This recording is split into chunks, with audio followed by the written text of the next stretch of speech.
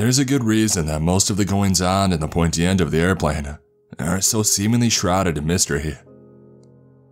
Firstly, in the rare event that a catastrophic failure occurs, there's usually no upside in letting people know.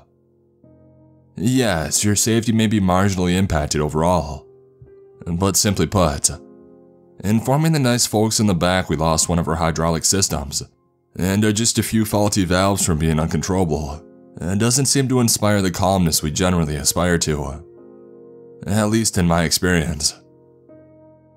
Secondly, and more apt in this account, it's because sometimes those goings-ons are so inexplicable that a prudent pilot may be wiser to pretend nothing had happened at all, unless he ends up flying a Prius for Uber. And so, for most airmen, not unlike myself until now, and only then because of the enormity this medium affords, they choose to float their way through the careers with a veiled, stifled sense of terror about them. A sense a common man would never notice, but that a fellow aviator knows all too well. It's the sight of cold, darting eyes across an empty horizon, or a single bead of sweat forming on an otherwise unfurrowed brow.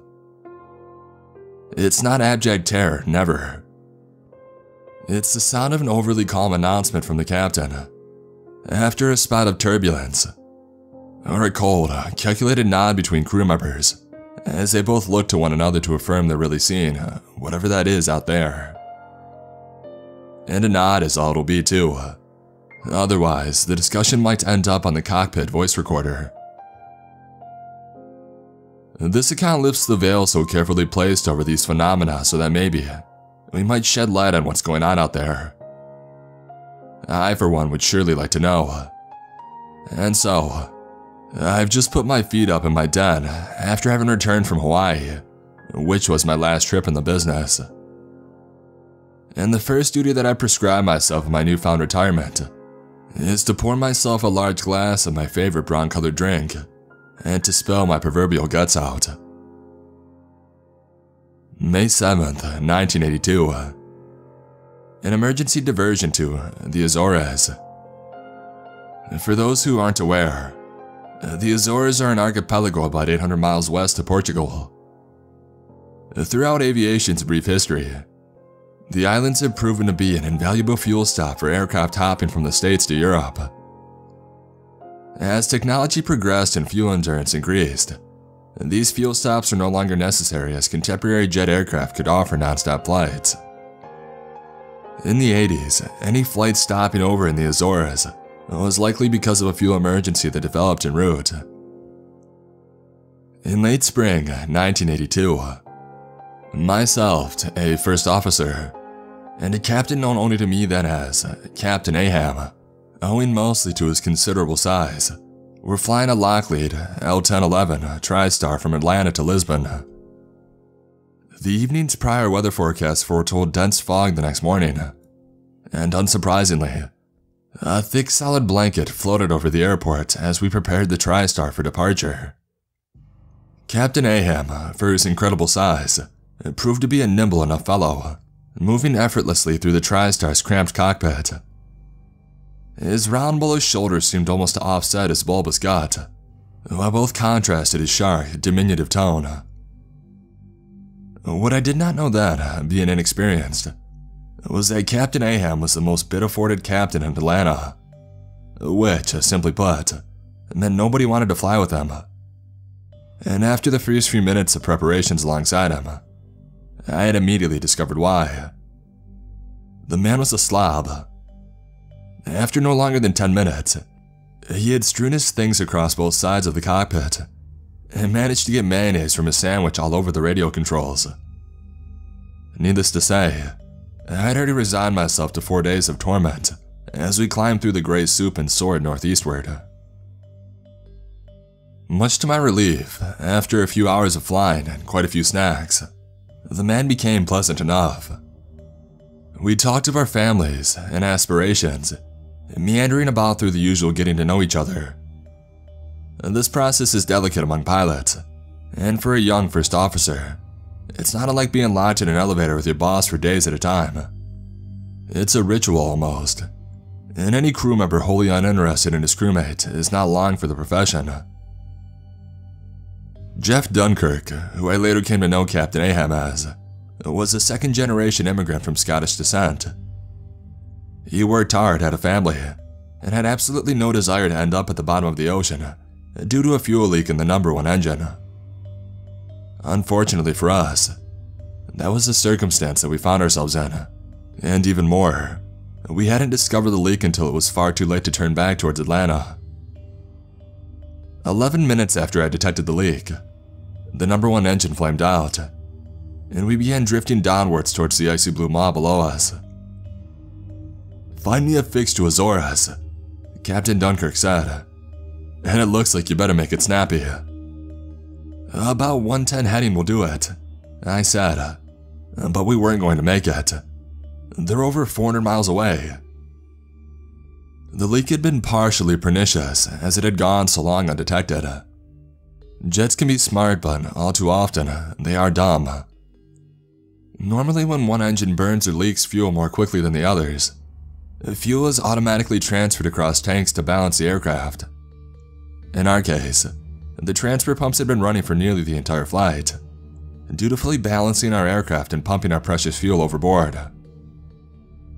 I had realized this shortly after the engine had flamed out, and had overridden the automatic crossflow of the fuel, but it was too late. Number 2 and 3 engines flamed out only moments later. Pilots are cool, not in the new age Top Gun Hollywood kind of way, but in the methodical, fate-accepting, diligent kind of way. You quickly learn that slow is smooth and smooth is fast. You also learn that if you keep diligently working, even in the face of certain doom, it's a great way to procrastinate a complete mental breakdown. It's exactly why you see such strange behavior during disasters, like that guy in Saving Private Ryan fixated on finding his arm. We slowed, solemnly, to our best gliding speed, which would give us the farthest gliding distance without power. Neither one of us could work up the courage to make an announcement to the passengers. Cruising at 41,000 feet, we were descending now at about 1,200 feet per minute. That's about 34 minutes of an eerily quiet ride to the waves below. Way too much time alone with thoughts about the finality of death and what, if anything, might lie beyond. So we didn't think. Like the private holding his arm and charging into battle, we both fastidiously scanned the horizon for a patch of dirt, recalculated our time of impact, and prepared the aircraft for an eventual ditching. Scan, calculate, scan, calculate, scan. I must have scanned the horizon 1,000 times and even convinced the captain to change course momentarily to scan the areas that we couldn't see.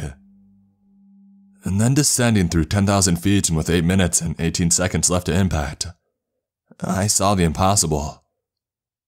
A small island off our right flank sporting a long, beautiful runway.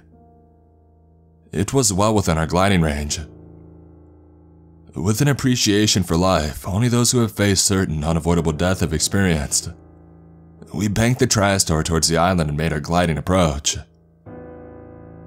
"That wasn't there before," Captain Dunkirk said. I glanced towards him, then I shook my head. "It must be this Azores then," I asked. The captain shook his head. He was right. It wasn't the Azores. As the TriStar groaned to a halt on the runway, we expected to be greeted by emergency services and some semblance of a fire department. Yet we found nothing of the sort. The captain instructed the flight attendants to keep the passengers as orderly as one could expect, and then made an announcement informing everyone that everything was in order, and that due to unforeseen circumstances, we simply needed more fuel so we might continue to our destination. And then we waited. The radio proved to be useless as none of our attempts to tune navigational aids or communication frequencies worked. After several unsuccessful hours, I went about determining our position. Toiling for an embarrassing amount of time, I arrived at my conclusion. It was unmistakable. About 47 degrees west. That was about 300 or so miles from the Azores, which was essentially the middle of the goddamn ocean. It couldn't be right, but it was. "I'm going to look for someone," the captain said. "No, stay with the ship. I'll go," I replied. He nodded. With the TriStar and the pristine runway at my back, I walked for what seemed like hours until I approached a huddle of small aircraft hangars. And then I heard it. The squealing and cawing. Chimps. Hundreds of them flocked, pulling and prodding at my clothes and gibbering wildly. I laughed, awestruck. But that was only the beginning. Growing tired of being prodded, I walked away when one chimp distinguished himself. He was larger than the others. He wore a tattered green shirt and darted in front of me as I turned from the crowd. The other chimps quickly encircled us, and I quickly realized that this must be a leader of sorts. "Listen, pal, this looks fun and all, but I've got a lot of people waiting on me," I said, laughing as I spoke. And then the chimp nodded and pointed towards the TriStar's outline on the horizon. "Yeah, there's a lot of us. We're stuck unless we can get a hold of someone." The chimp pointed at himself. "Yes, you do seem to be a someone, but I'm talking people like me, you see?" I said, pointing towards myself. The chimp's eyes narrowed, and he suddenly clapped his hands together. A smaller monkey whirled into view, holding a green canteen labeled US Army. He handed it to the leader. Carefully, the largest chimp unscrewed the lid and pointed towards the TriStar, and then slowly dripped water onto the ground in front of him. "I'm not thirsty," I said. The chimp screamed and pointed in another direction. There, I could see the outlines of an aircraft behind a collection of small huts. Eventually, he led me to a sight that I couldn't believe. A C-47 transport aircraft, straight out of World War II. It lay motionless with engines deconstructed at its sides. Within the aircraft was cage after cage carefully loaded in its cargo area. A faded manifest lay on the flight deck. The Department of the Army, Zoological Research Transport. As I pried my jaw off the floor of the C-47's cockpit, another sporty fellow carelessly hopped up into the seat beside me, slapping a faded, cracked hula bobber on the dash. The chimp began wildly throwing the C-47's controls, pretending to fly. And then I heard a clinking from behind me. It was the leader alongside a solemn-looking chap. At their feet laid a collection of shattered, dirty-looking spark plugs. They were trying to repair the damn thing, but couldn't get it running because of the bad plugs. I sat for a long while until the leader pulled me from the aircraft and towards the huts. The huts then eventually gave way to a few larger concrete buildings, one of them being labeled Research Laboratory A-12.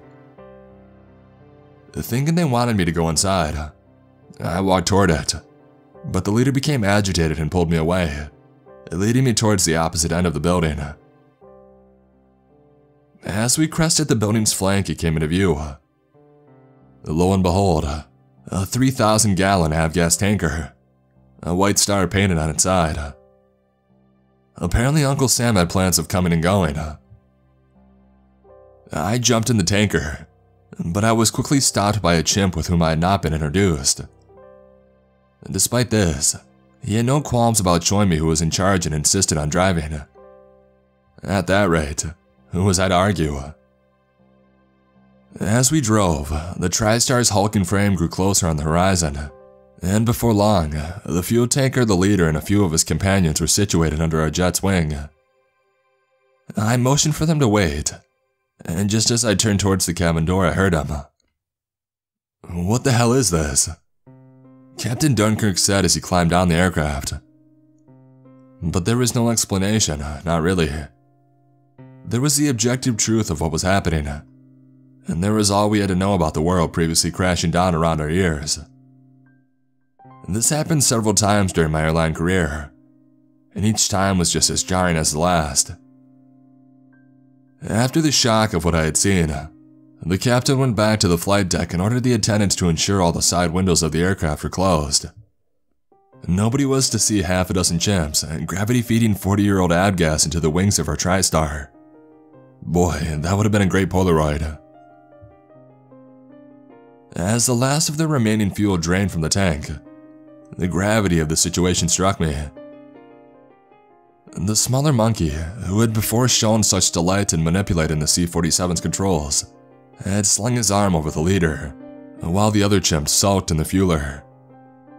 They had given us the last of their fuel, and despite their defunct spark plugs, until this moment, they had obviously retained some small modicum of hope that they might escape this island. I had to pinch myself as my eyes misted over, just to make sure that I wasn't dreaming. Moments later, the troop all steadily loaded back into their truck and turned away, grabbing the first lung of our boarding ladder. Tires screeched behind me, as the fueler came to an abrupt stop just as if it had started off. I looked back to see the leader approaching. He handed me a folded piece of paper. On it was a map. U.S. Research Station A-12 was stretched across the top. Just as I had suspected, we were about 300 miles west of the Azores. The leader pointed to the map, and then to the TriStar, and then to the map, and then to himself. And then he squinted and pursed his lips tightly, making carefully calculated sounds which were barely audible. I heard him despite myself. Come back for us. The situation back in the TriStar was bleak. The fuel leak wasn't fixed, but we could isolate the tank and use our remaining 2 engines to depart. Frankly, while unthinkable under normal circumstances, there seemed to be no other option. It would be an uncomfortably long takeoff, but the runway was plenty long. In addition, our engines would be scrapped by the time we got to the Azores proper, as they would run much hotter because of the non-standard fuel. The old tanker gave us just enough, with a bit of reserve, but that was all. As the engine spooled to life and we taxied toward the end of the runway, I could see small figures standing on huts in the distance, waving palm fronds and jumping to and fro. "What'd he give you?" Captain Dunkirk asked. "This," I replied as I unfurled the map. "We'll be put in the nut house, you know that, right?" The captain said. "And they'll lock you up and throw away the key." He ran his hands through his hair as he spoke, stuttering. "Best to give it here," he said as he reached for the map. "Plus, if they find out we didn't find that fuel leak before we left Atlanta, we're both cooked. You understand that?" It was a different time. I understood. "We'll tell nobody and get the thing fixed in the Azores. You got it?" "Got it." He tore the map into confetti. I felt a pang in my chest as he sprinkled them into the bin. It was an awful thing. Truly awful. The worst was I still knew the coordinates, even after Captain Aham tore them to shreds. Even after all this time, I just never spoke up. None of us did. That is, until now.